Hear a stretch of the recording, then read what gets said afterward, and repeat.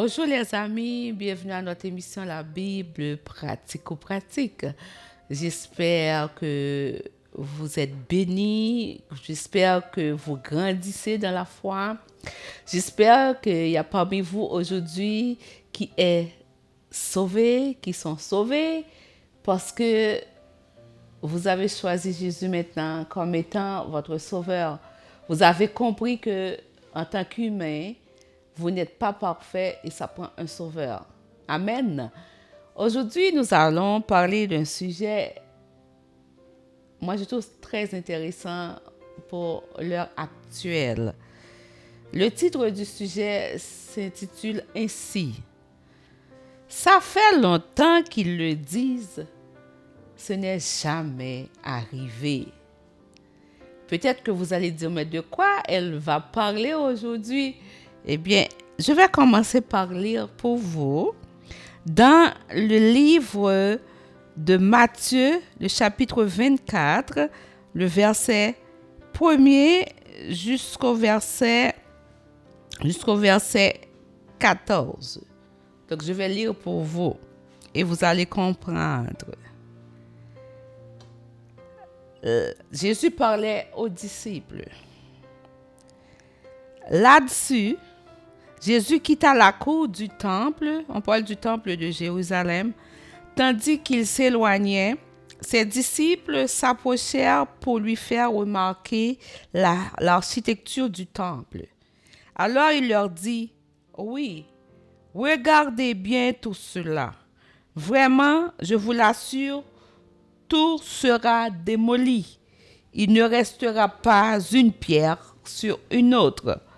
Comme il était assis sur le mont des Oliviers, ses disciples s'approchèrent, le prirent à part et lui demandèrent, dis-nous quand cela se produira-t-il et quel signe annoncera ta venue et la fin du monde. Jésus leur répondit, faites bien attention que personne ne vous induise en erreur. Car plusieurs viendront sous mon nom en disant, je suis le Messie. Et ils tromperont beaucoup de gens. Vous entendrez parler de guerre et de menaces de guerre. Attention, ne vous laissez pas troubler par ces nouvelles, car cela doit arriver, mais ce ne sera pas encore la fin. En effet, on verra se dresser une nation contre une autre. Il y aura des famines et des tremblements de terre en divers lieux.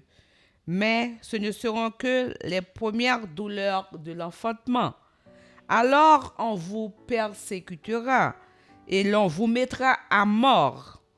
Tous les peuples vous haïront à cause de moi. À cause de cela, beaucoup abandonneront la foi, ils se trahiront. Ils se haïront les uns les autres. De nombreux faux prophètes surgiront et ils tromperont beaucoup de gens. Parce que le mal ne cessera de croître. L'amour du plus grand nombre se refroidira. Mais celui qui tiendra debout jusqu'au bout sera sauvé. Cette bonne nouvelle du royaume sera proclamée dans tout le monde entier pour que tous les peuples en entendent le témoignage. Alors seulement viendra la fin. Donc, au début, j'avais dit que ça fait longtemps qu'ils en parlent, mais ce n'est jamais arrivé. Donc, vous pouvez comprendre, je parle de la fin du monde. Mais avant de parler de la fin du monde, je veux te dire, mon ami, peut-être que on vit des situations actuelles, on peut dire qu'on s'approche de la fin. Mais il y a beaucoup de gens que tu as déjà connus qui ont déjà quitté le train. Donc, avant que la fin du monde arrive, leur fin est déjà arrivée. Peut-être que tu vas attendre que la fin du monde arrive pour prendre une décision. Mais tu ne sais pas quand ça va être ton temps pour débarquer du train.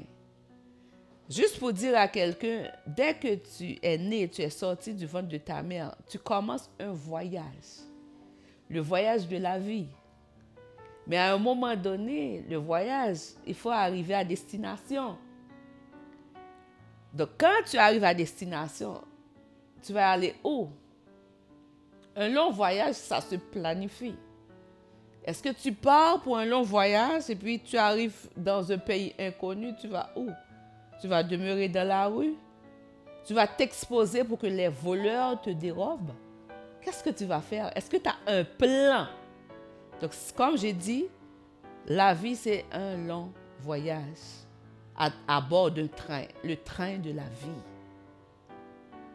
Mais à un moment donné, il faut que le train s'arrête pour que tu débarques. Chacun a une destination. Il y en a qui arrivent après 20 ans, ils sont morts. Après 1 an, ils sont morts. Même avant de sortir du ventre de leur mère, ils sont morts. Il y en a qui ont vécu plus de siècles. Mais peu importe la durée de ton voyage sur la terre, un jour tu vas débarquer du train. Là, on surveille la fin du monde. Effectivement, il y a beaucoup de signes. Actuellement, il y a beaucoup de signes qui font sentir qu'on approche de la fin. Mais avant de te parler de la fin, mon ami, mais ta fin, si ça arrive, tu vas aller où? Quand tu débarques du train, as-tu un plan? C'est où tu vas aller? C'est ça la grande question aujourd'hui. Et si je vous parle aujourd'hui, c'est parce que cet évangile, cette bonne nouvelle de la grâce de Dieu doit être annoncée pour que tu puisses avoir une chance aussi de choisir ta destination pendant que tu es encore dans ce corps. Donc, cette bonne nouvelle du royaume sera proclamée dans tout le monde entier pour que tous les peuples en entendent le témoignage. Comme j'avais dit dans quelques émissions précédentes, il n'y a personne qui va arriver devant Dieu pour dire que j'ai jamais entendu parler de Jésus. La nature parle de Jésus. Même quand on lit l'Ancien Testament, on parle du bras de l'Éternel. Le bras de l'Éternel, on parle du rocher des siècles. C'était toujours Jésus. Donc c'était toujours Jésus qui était toujours là. Mais aujourd'hui, sûrement tu rejettes Jésus. Donc il y a un incident qui est arrivé parce qu'on parle de Jésus, parce qu'on parle de la vérité. Donc, est-ce que tu vas rejeter Jésus et continuer à rouler dans le train sans savoir où tu vas aller? Juste pour te dire, un jour, ce monde que tu aimes tant, aujourd'hui tu veux protéger la terre. Il commence à manquer d'eau un peu partout. Quand il n'y a pas d'eau, c'est la disette. Et quand il n'y a pas d'eau, on ne peut pas cultiver non plus. Donc ça veut dire la famine s'en vient aussi. Mais tu veux protéger la terre. Mais tu ne protèges pas ton âme. Je vais lire pour vous pour comprendre. Je n'ai aucun problème avec toi si tu veux protéger la terre. C'est bien. Mais ce qui est plus important maintenant, c'est ton âme. Parce que cette terre que tu veux protéger, c'est déjà prévu qu'elle va disparaître. Je vais lire pour vous dans Apocalypse chapitre 21, versets 1 à 4. Puis je vis un nouveau ciel et une nouvelle terre, car le premier ciel et la première terre avaient disparu et la mer n'existait plus. Je vis descendre du ciel d'auprès de Dieu la ville sainte, la nouvelle Jérusalem préparée comme une mariée qui s'est faite belle pour son époux. J'entendis une voix forte venant du ciel qui disait: Voici le tabernacle de Dieu parmi les hommes. Le tabernacle de Dieu, parfois les gens sacrent avec ce mot, c'est la présence de Dieu, c'est le temple de Dieu. Voici le tabernacle de Dieu parmi les hommes. Il habitera avec eux. Alléluia. Ils seront son peuple et Dieu lui-même sera avec eux. Il sera leur Dieu. Il essuiera toute larme de leurs yeux. La mort ne sera plus. Il n'y aura plus ni deuil, ni cri, ni douleur, car ce qui existait avant a disparu. Tu veux protéger la terre, mais tu rejettes Jésus, mon ami. Cette terre que tu veux protéger, j'ai aucun problème avec. Mais elle va disparaître. Et toi, quand tu vas débarquer du train, qu'est-ce qui va arriver avec toi-même? T'as compris? Ne t'attache pas à la terre qui va disparaître. Attache-toi à Dieu. Ce Dieu qui est révélé en Jésus-Christ. Et lorsqu'il y aura cette nouvelle terre, tu vas être là. Il va être là. Alors que tu es fatigué des souffrances, tu as même mis sur le dos de Dieu toute la souffrance de l'humanité. Mais c'est dit, il y aura toutes larmes de leurs yeux vont être essuyées. La mort ne sera plus. Ni le deuil, ni cri, ni douleur. Car ce qui existait avant a disparu. Qu'est-ce que tu fais pendant que tu es dans le train maintenant? As-tu une destination? Tu t'attaches aux choses périssables. Sauve ton âme, mon ami. Pour que ton âme puisse vivre sur la nouvelle terre, là où il n'y aura plus de douleur, de souffrance. Mais tu as un choix à faire aujourd'hui. J'avais déjà parlé de cette portion de l'Écriture dans Daniel 12, verset 2. Plusieurs de ceux qui dorment dans la poussière de la terre se réveilleront, les uns pour la vie éternelle et les autres pour l'opprobre, pour la honte éternelle. Je répète parce que c'est une parole de la fin des temps. C'est une promesse de la fin des temps. C'est quel choix que tu fais aujourd'hui? Tu aimes la terre. Tu protèges. Mais tu ne protèges pas ton âme. La terre va disparaître, il va y avoir une nouvelle terre. Mais entre-temps, que fais-tu de ton âme? Mais c'est pour ça que je te le dis encore, je vais le répéter encore, tu as besoin de Jésus, mon ami.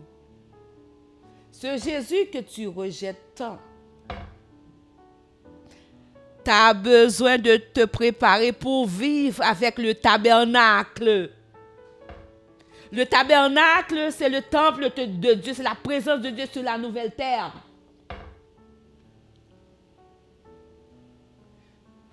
Tu as besoin de te repentir.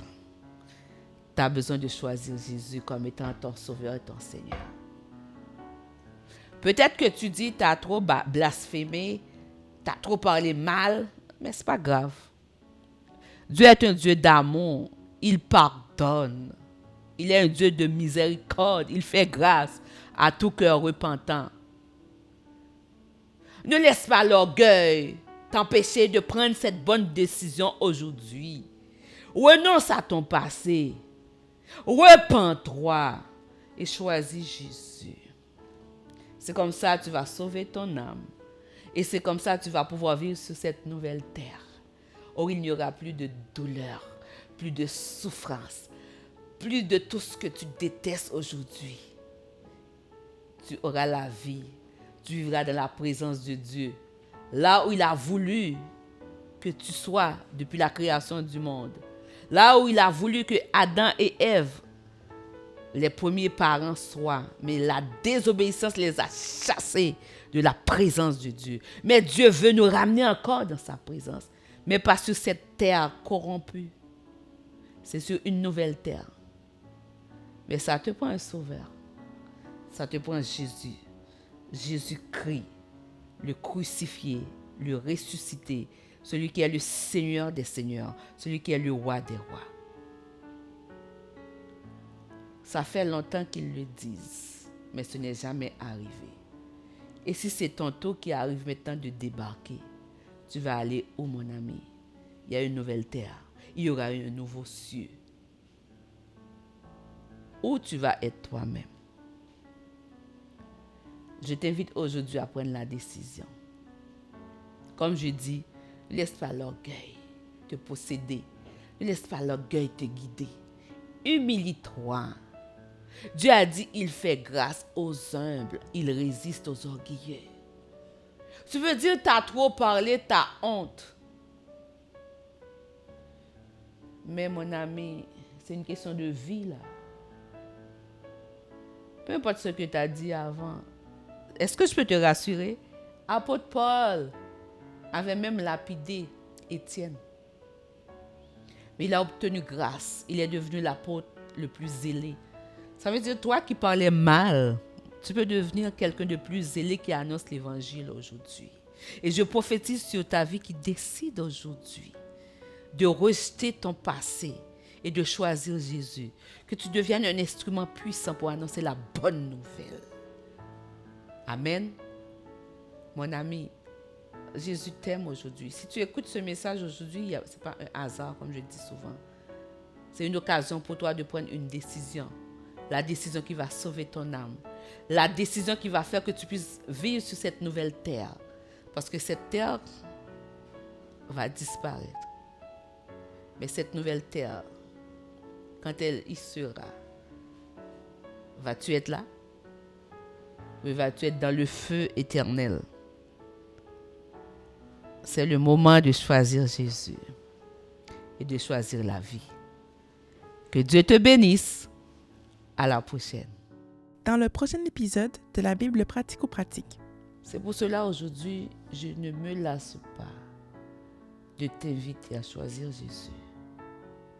Ça peut paraître redondant, certaines paroles. Mais c'est pour t'inciter à dire, c'en est assez. Je veux choisir Jésus. Je veux connaître ce Jésus dont cette femme parle. Et si tu décides de le connaître, mon ami, je te garantis, il va se révéler. Et tu vas découvrir qu'il est la personne dont tu cherchais depuis longtemps, cette vérité, ce bien-être, cette paix, cet amour que tu cherchais. Tout est en Jésus.